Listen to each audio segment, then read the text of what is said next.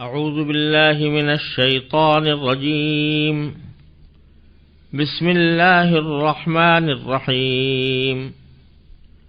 يا أيها الناس اتقوا ربكم الذي خلقكم من نفس واحدة وخلق منها زوجها وبث منهما رجالا كثيرا ونساء واتقوا الله الذي تساءلون به والأرحام إن الله كان عليكم رقيبا۔ اے لوگو، اپنے پروردگار سے ڈرو جس نے تمہیں ایک جان سے پیدا کیا اور اسی سے اس کی بیوی پیدا کی اور ان دونوں سے بہت سے مرد اور عورتیں پھیلا دیے، اور اللہ سے ڈرو جس کا واسطہ دے کر تم ایک دوسرے سے اپنے حقوق مانگتے ہو، اور رشتہ داریوں کی حق تلفی سے ڈرو۔ یقین رکھو کہ اللہ تمہاری نگرانی کر رہا ہے۔ یہ سورہ نساء کی پہلی آیت ہے جو میں نے ابھی تلاوت کی اور اس کا ترجمہ پیش کیا۔ سورہ نساء قرآن کریم کی ترتیب میں چوتھی سورت ہے،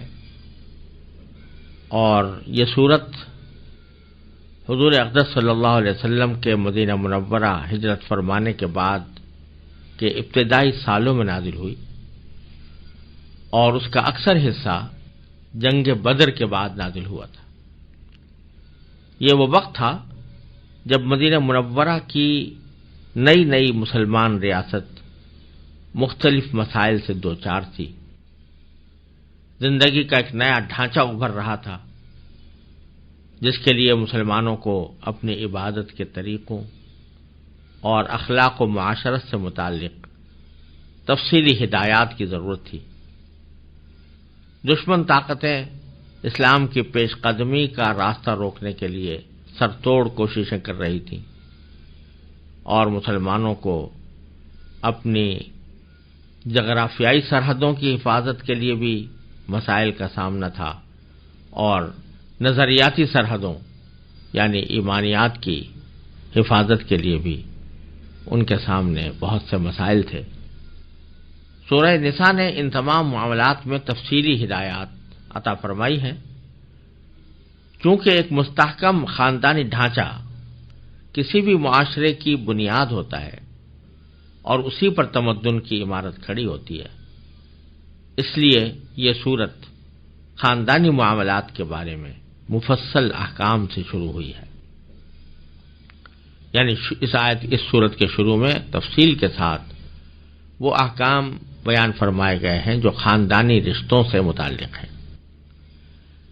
چونکہ خاندانی نظام میں عورتوں کا بڑا اہم کردار ہوتا ہے، اس لیے عورتوں کے بارے میں اس سورت نے تفصیلی احکام عطا فرمائے ہیں، اور اسی وجہ سے اس کا نام سورہ نساء رکھا گیا ہے۔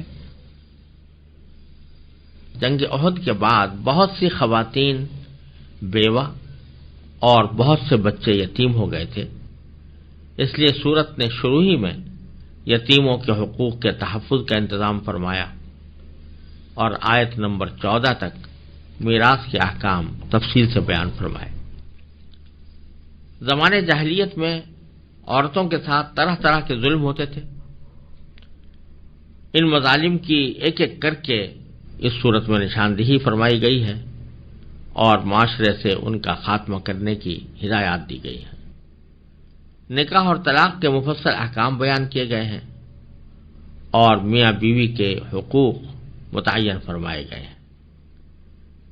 یہ مضمون آیت نمبر 35 تک چلا ہے، جس کے بعد انسان کی باطنی اور معاشرتی اصلاح کی طرف توجہ دلائی گئی ہے۔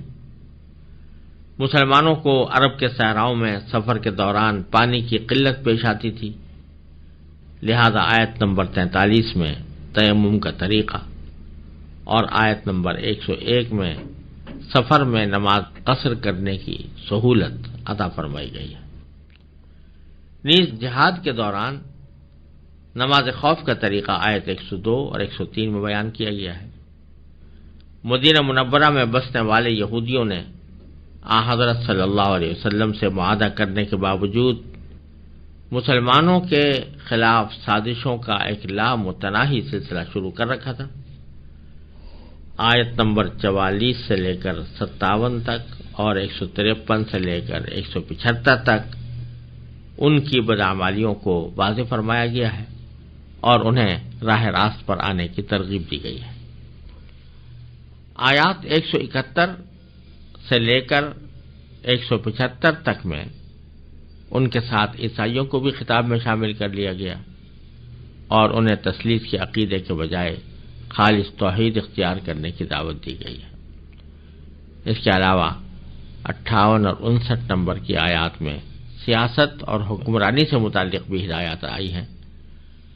منافقین کے بدعمالیاں 60 سے لے کر 70 نمبر تک کی آیات میں اور پھر 137 سے 152 تک کی آیات میں واضح کی گئی ہیں۔ آیات 71 تا 96 نے جہاد کے احکام بیان کر کے منافقین کی رشد و دوانیوں کا پردہ چاک کیا ہے۔ اسی سیاق میں آیت نمبر 92 اور 93 میں قتل کی سزائیں مقرر فرمائی گئی ہیں۔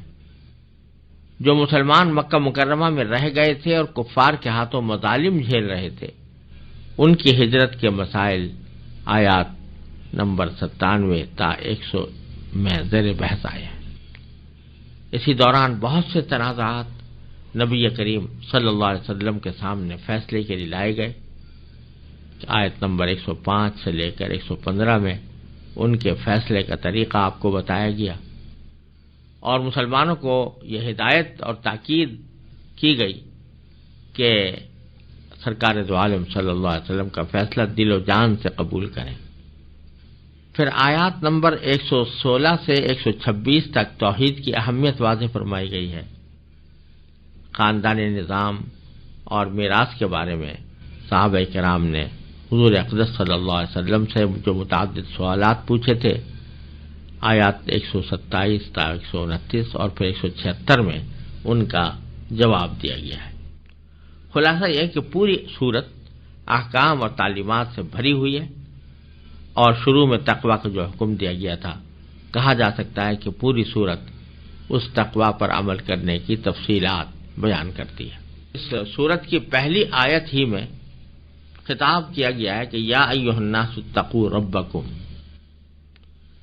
اے لوگو اپنے پروردگار سے ڈرو جس نے تمہیں ایک جان سے پیدا کیا، خلقکم من نفس واحدہ، ایک ہی جان سے حضرت آدم علیہ السلام